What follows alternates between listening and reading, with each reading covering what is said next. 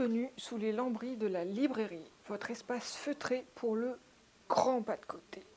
Installez-vous, nous vous retrouvons ici le 2e et le 4e dimanche du mois pour une échappée, ou même loin de votre couette et de votre canapé, vous vous sentirez heureux comme un chat.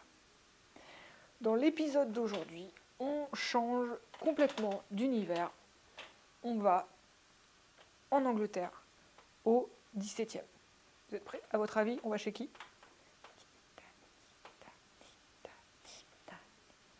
On va se balader chez Jane Austen.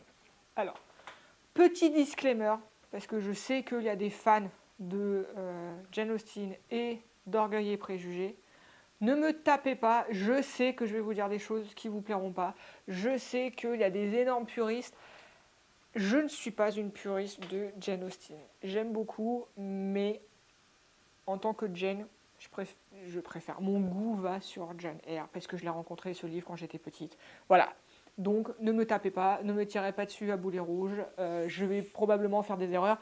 C'est pas grave, on est là pour échanger, pour parler, pour discuter. Et surtout, je suis là pour faire connaître des livres aux gens qui ne les connaissent pas. Donc, les fans de Jane Austen, s'il vous plaît, soyez sympas. Je sais que vous êtes sympas, mais s'il vous plaît, soutenez le podcast. Alors, Jane Austen, qui est-ce, pourquoi elle écrit, dans quel contexte et de quel livre allons-nous parler? Nous allons parler de Orgueil et Préjugés. C'est pour ça que y a beaucoup de gens qui adorent, qui ont vu toutes les adaptations. C'est pas mon cas. Je ne vais pas vous mentir, je vais être totalement honnête avec vous. Ce n'est pas mon cas. Donc moi, je suis vraiment sur le texte pur et dur. En fait, comment vous dire? Jane Austen, c'est une fille de pasteur qui a grandi dans une famille très soudée, mais aussi très pauvre. Vous allez voir, il y a beaucoup de corrélations entre les personnages de Jane Austen et sa vie à elle. Donc en fait, elle est fille de pasteur et elle a accès à tous les livres qu'elle veut, et elle a la chance quand même d'avoir un père qui la soutient, mais quand même. Donc ce qui fait que ça va commencer, son écriture est assez atypique dans le sens où, bon, elle est une femme qui écrit, donc déjà à l'époque, ça se fait pas forcément beaucoup. Les sœurs Brontë, évidemment, mais bon, c'est aussi une exception dans la règle. Bon, elles ont réussi toutes, mais en tout cas, les femmes n'écrivent pas. Les femmes ne se font pas reconnaître pour leur intelligence. Donc en fait, elle écrit, mais elle ne quitte jamais son milieu. Et en fait, comment elle a rédigé son texte? Elle l'écrivait sur des tout petits bouts de papier.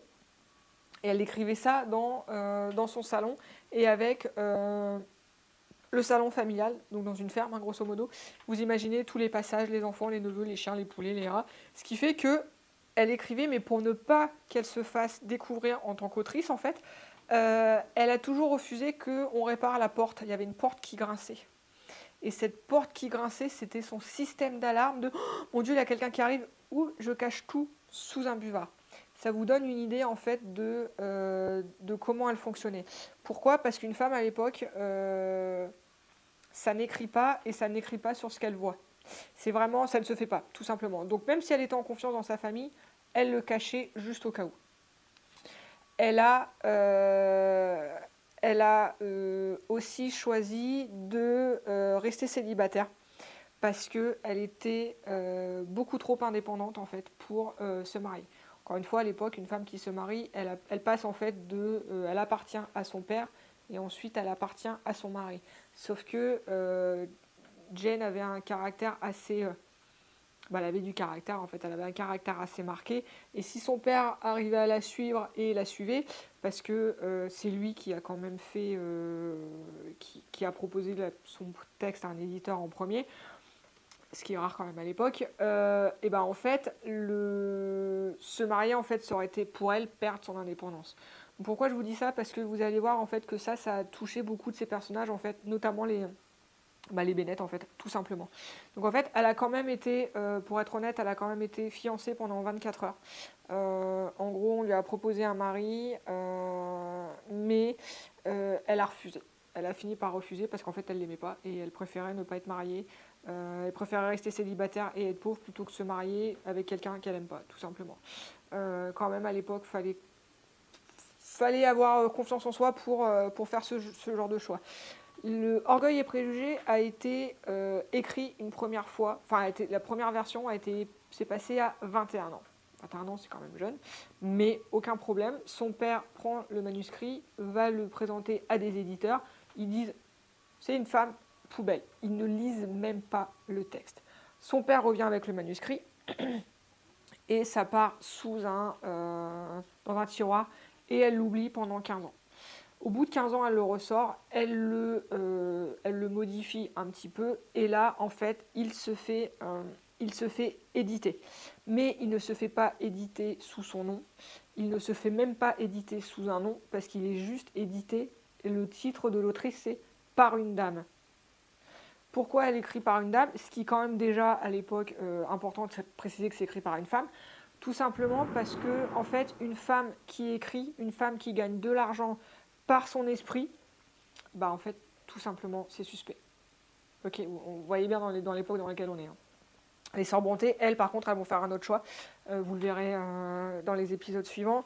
Elles choisissent d'écrire sous les noms d'hommes. Mais, en fait, soit on écrit souvent anonyme dans l'histoire de la littérature, c'était des femmes. Mais elle choisit d'éditer par une dame. C'est vraiment un autre mode de fonctionnement. Et pourquoi je vous ai raconté la vie de Jane Austen? Parce que là, en fait, on va rentrer dans Orgueil et Préjugés, et vous allez voir en fait qu'il y a des liens entre sa vie à elle et ses personnages. En fait, l'histoire de Orgueil et Préjugés, c'est quoi? C'est tout simplement l'histoire d'une famille, alors d'une sororité, parce qu'elles sont 5 sœurs. 5. Elles sont 5 sœurs. Et qui ont un problème, entre guillemets, ce sont des femmes. Alors, être une femme n'est pas un problème en soi, sauf dans l'Angleterre de l'époque. À savoir que les sœurs Bennet vont avoir le problème de l'entaille, à savoir qu'elles ne peuvent pas hériter la maison de leur père, tout simplement parce que ce sont des femmes. Les femmes, à l'époque, n'ont pas le droit d'hériter. C'est comme ça, ça se passe encore comme ça en Iran. C'est un scandale, mais à l'époque, elles ont ce problème-là de, en gros, il faut se marier. Ce qui fait que, à la mort du père, leur mère était déjà, donc Madame Bennet, a tout fait pour placer toutes ses filles, pour les marier. À l'époque, il n'y a pas de choix. On est une femme, donc il faut se marier. Parce que si on n'est pas marié et qu'on n'est pas au couvent, même si en Angleterre c'est un peu différent, en fait, on finit à la rue. Et là, en fait, c'est ce qui se passe dans le livre. Elles sont menacées d'expulsion parce qu'elles ne peuvent pas hériter de leur père. Donc là, la mère va absolument tout faire pour placer les sœurs. Les sœurs, comment elles s'appellent? Jane, Elizabeth, Mary, Kitty et Lydia. Là, on va surtout parler effectivement de Elizabeth et Lydia, quand même. Donc en fait, la mère, elle est vraiment prête à tout. On est dans un mode de survie, en fait. Tout simplement parce que, déjà parce que la mère, elle est veuve maintenant, donc elle ne peut pas non plus hériter, parce que c'est une femme. Jusque-là, les femmes ne peuvent pas hériter, donc même de leur mari. Ce qui fait que là, la maison dans laquelle elles ont grandi toutes et elles ont vécu toute leur vie, grosso modo, doit partir chez Monsieur Collins, qui est un cousin. Ça reste de la famille. Bon, alors ça reste dégueulasse parce qu'on se marie pas entre cousins normalement, hein. Mais voilà. Donc en fait, comme le cousin Mr. Collins, lui, hérite de la maison, il est gentil parce que c'est un gentil cousin. Donc il a dit à Elisabeth, bah écoute ma chère cousine, pour sauver toute ta famille, moi je te propose de t'épouser, comme ça vous restez dans la maison. Est-ce que c'est de l'amour? Est-ce que c'est du chantage? Est-ce que c'est de la coercition? Bon, on en reparlera. Sauf que Elisabeth, elle est très claire. Elle refuse, alors que ça met toute la famille dans la panade. Pour être polie, en fait, son intégrité vaut plus que ça. En fait, elle se prostitue pas, hein, grosso modo, et elle lui explique gentiment que, en gros, t'es trop con, je veux pas me marier avec toi, je préfère aller sous les ponts que de me marier avec toi. Voilà.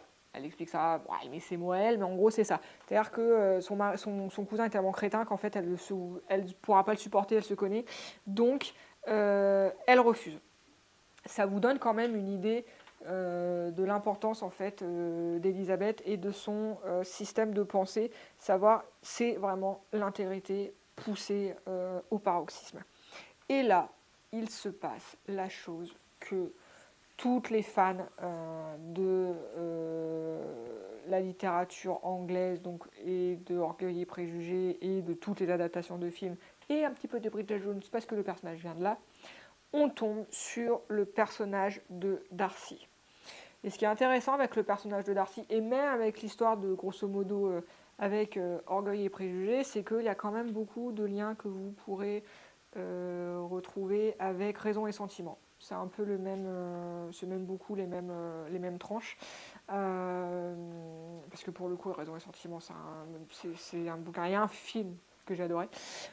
Mais en fait, voilà, vous avez la rencontre, là aussi, encore une fois avec un bal, vous avez une scène de bal où vous avez la rencontre avec les deux protagonistes amoureux de l'histoire, avec deux des protagonistes, à savoir Elisabeth et Darcy. En fait, Darcy, là encore une fois, est un séducteur, très imbu de sa personne quand même, on va pas se mentir, parce que c'est un homme, il a de l'argent. Donc, ils dansent, enfin, ils sont au même bal, et justement, en fait, il ne danse pas, il refuse de danser avec elle, car elle n'est pas assez jolie pour me tenter. Mesdames, on est d'accord que quelqu'un qui nous dit ça, tout de suite, on le met sur notre liste d'ennemis à vie. Donc là, en fait, c'est tout simplement ce que va faire Elisabeth. Là, à partir de ce moment-là, Darcy est devenu son ennemi intime. Elle a décidé que, mais toi, en fait, mon gars, mais jamais, mais en gros, t'es une ordure. Comme dirait Jean-Claude, la première impression est toujours la bonne, surtout quand elle est mauvaise. Là, on est sur de la haine, hein, tout de suite. On est vraiment sur un truc viscéral de, comme nous savons très bien le faire en tant que petit neuroa. Voilà, là, c'est fini pour elle. Ce mec-là, il n'existe pas, c'est un enfoiré, et je veux pas l'entendre parler. On est vraiment, comment dire, elle s'est sentie tellement humiliée, mais à un degré, on est d'accord que c'est un degré d'humiliation phénoménal, parce que quand il dit ça, il dit pas ça de manière discrète, il dit ça que tout le monde entend, notamment elle. Donc, effectivement, son rejet est proportionnel à l'humiliation et à la rage en fait qu'elle ressent et qui lui fait ressentir en fait vis-à-vis d'elle-même. Donc là, en fait, les personnages qu'on a vus précédemment, en fait, ils construisaient des forteresses pour se protéger, pour avoir une zone de repli, pour apprendre d'eux, ou vraiment pour vivre dans leur monde. Elle, en fait, elle construit sa forteresse, mais contre lui. C'est-à-dire qu'avant lui, en fait, elle vivait bien sa vie. Elle avait une boussole, elle avait son code moral. Et là, en fait, il vient de lui dire, alors qu'elle n'a rien demandé à personne, en gros, toi, t'es moche, dégage. Ok. Donc là, c'est pas une forteresse qu'elle va construire. C'est une forteresse, certes, mais dessus, il y aura des miradors, il y aura des crocodiles dans les douves, et anachronique total, mais il y aura aussi des snipers avec des fusils. Pour dire, non, toi, c'est bon, c'est mort. Vraiment, elle l'a catalogué dès le début. Elle décide, en fait, à partir de ce moment-là, qu'il est misérable. C'est comme ça, c'est un misérable, t'es pas à ma hauteur, t'es pas à mon niveau. On est plus, elle reconnaît sa valeur en se positionnant comme ça, on reconnaît sa valeur à son intégrité, mais aussi sa blessure d'ego, ce qui est normal, ce qui est humain. Je veux dire, quand un homme, même s'il ne nous intéresse pas, on est dans une époque où elle essaie de survivre, et on lui dit non mais toi t'es trop moche pour que je m'intéresse à toi. Elle a rien demandé. Puis ils sont jeunes, donc on peut comprendre que ça pique et que puisqu'on va pas se mentir, les neuroas, on peut aller très loin dans la détestation et dans la destruction de l'autre qui nous a fait mal. Ça, c'est typique chez nous. Mais là, évidemment, le temps passe, elle vit sa vie, et comme de par hasard, Darcy se rend compte que Elisabeth, en fait, elle a énormément de caractère et que ça lui plaît. Vous connaissez l'expression suis-moi, je te fuis, fuis-moi, je te suis. Bon, on est en plein dedans. Hein. C'est pour ça que, pardonnez-moi les jeunes femmes fans de Jane Austen, mais je ne suis pas en adoration devant ce mode de fonctionnement de la fille, elle a juste un caractère, elle sait juste ce qu'elle veut en fait, et le gars, ça y est, tiens, en fait, elle ne cède pas à mes caprices, donc en fait, je vais tomber amoureux d'elle. Bon voilà, je caricature à dessein, mais voilà, je suis pas tombée, j'ai pas rencontré les personnages comme vous avez pu les rencontrer. Mais c'est très bien. Voilà. Donc là, évidemment, il tombe amoureux d'elle parce qu'elle lui résiste. Et en fait, pas qu'elle lui résiste, c'est qu'en fait, elle le met de côté. Elle lui dit, ok, c'est bon, t'es un connard, c'est bon, passe à autre chose, quoi. Mais là, comme il veut se rattraper avec elle, qu'est-ce qu'il va lui dire? Je vous aime malgré votre famille embarrassante et votre règne, votre niveau inférieur. Donc le gars, il a tout compris. Hein. En gros, tu n'es pas à mon niveau social. En plus, t'es pauvre, t'as pas d'argent, ta famille, c'est des tarés. Mais malgré ça, je t'aime. Il n'y a pas à dire, hein, il sait parler aux femmes.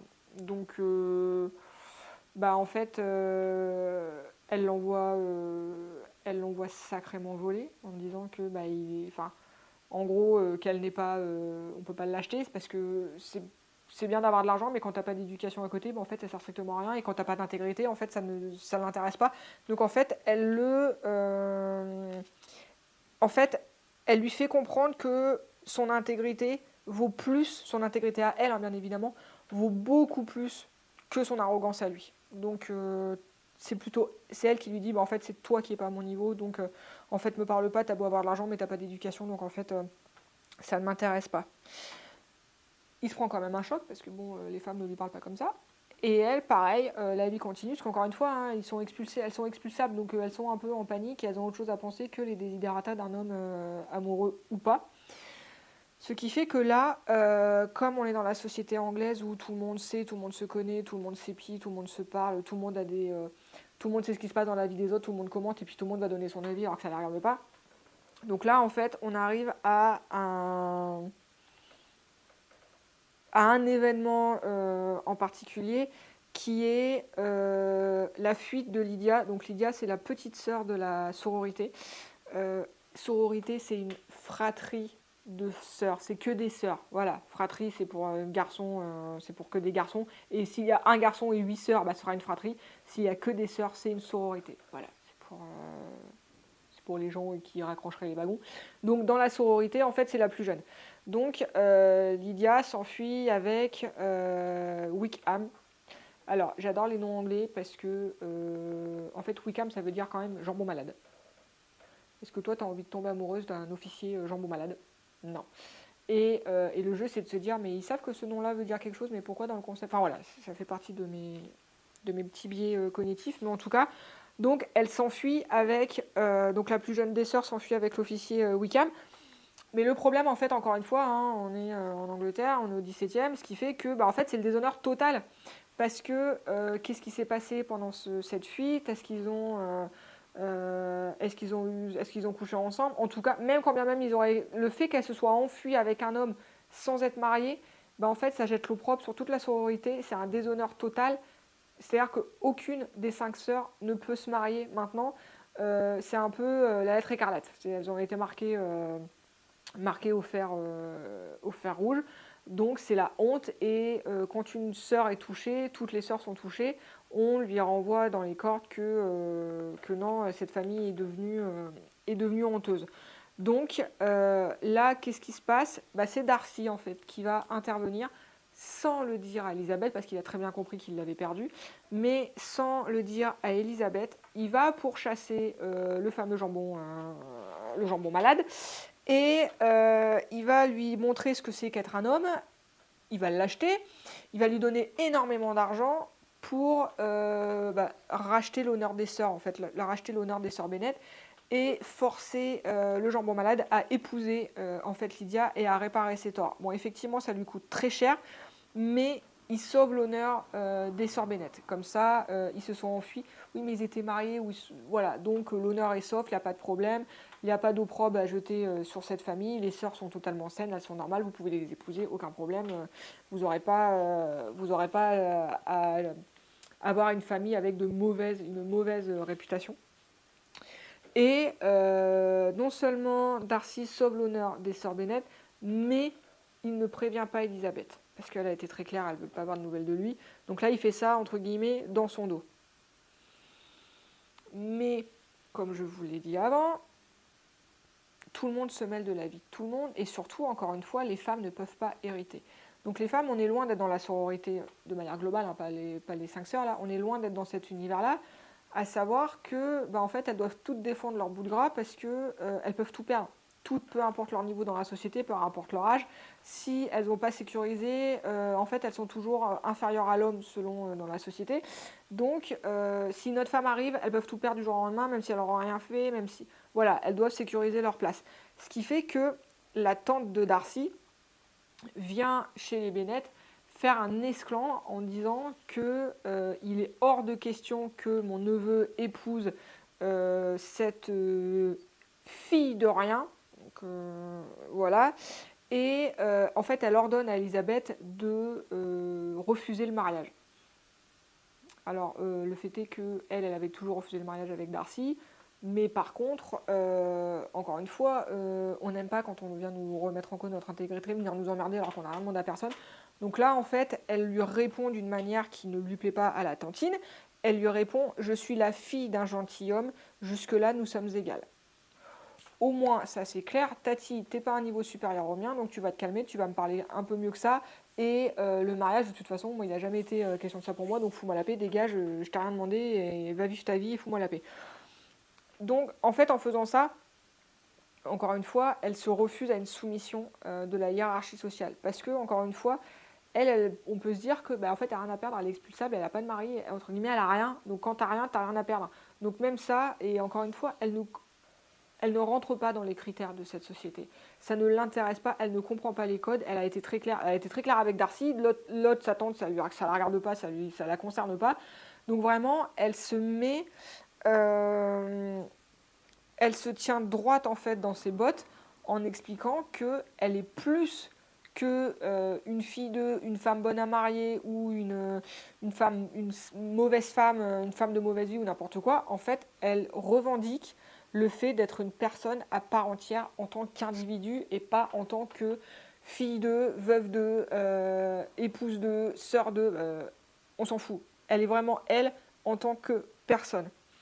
Donc là, en fait, comment ça se passe, la fin en fait, tout simplement, parce que forcément, Darcy a entendu parler de la tantine, hein, évidemment, elle n'était pas contente. Donc en fait, il retourne voir Elisabeth pour avoir une discussion avec elle. Et en fait, lui, pendant ce temps-là, il a changé, il a évolué, parce qu'encore une fois, une femme qui lui dit non, en fait, là, les hommes intelligents et les autres, les hommes intelligents, ils se remettent en cause. Et lui, c'est ce qu'il a fait. Et en fait, Elisabeth le voit, et les femmes intelligentes, qu'est-ce qu'elles font? Elles s'en remettent en cause. Ce qui fait que, en fait, les deux se sont retrouvés face à face, ils ont eu une discussion, ils se sont retrouvés, et ils ont pris conscience en décalé. Elle a pris conscience que Darcy avait évolué, il était devenu beaucoup plus humble et on peut compter sur lui.